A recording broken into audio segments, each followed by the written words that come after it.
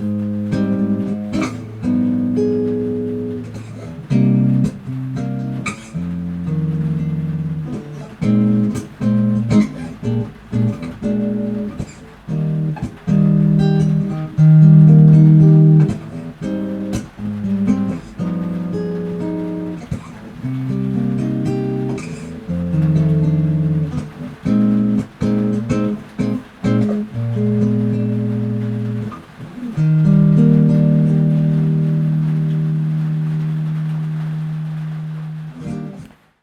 this is Andre for AER Amps. In fact, all of us here in the shop are big fans of the AER amps. They're pretty much the Rolls-Royce of acoustic amps.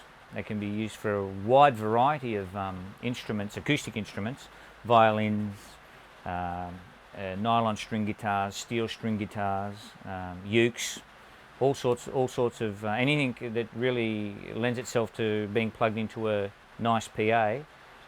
Really works well with an AER amp. They really build quite an exceptional little sound box, so to speak.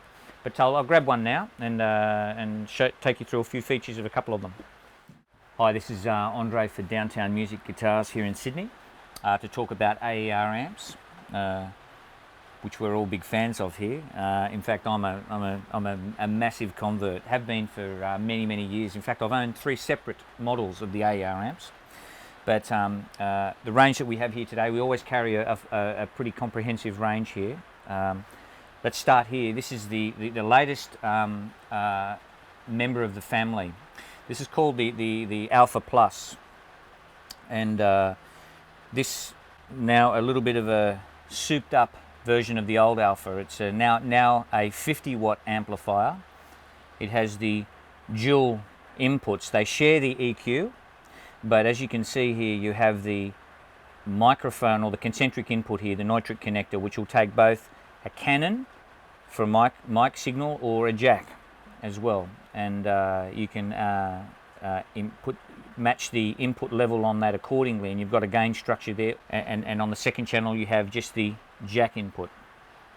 As I said, they share the EQ. It now has reverb inbuilt into the amp, and on there a master volume, which it's always had. Spinning the amp around to the back,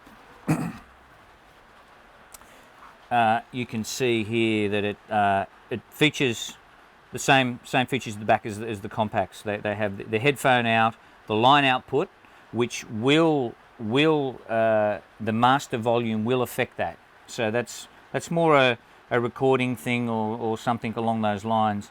You have then a DI output, which will be unaffected by the master, which is something that you can feed to a PA guy in a bigger playing situation.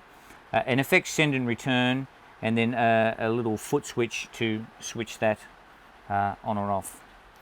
And that's it. Now, as you can know, I was just going to spin it round to the front and just show you quickly.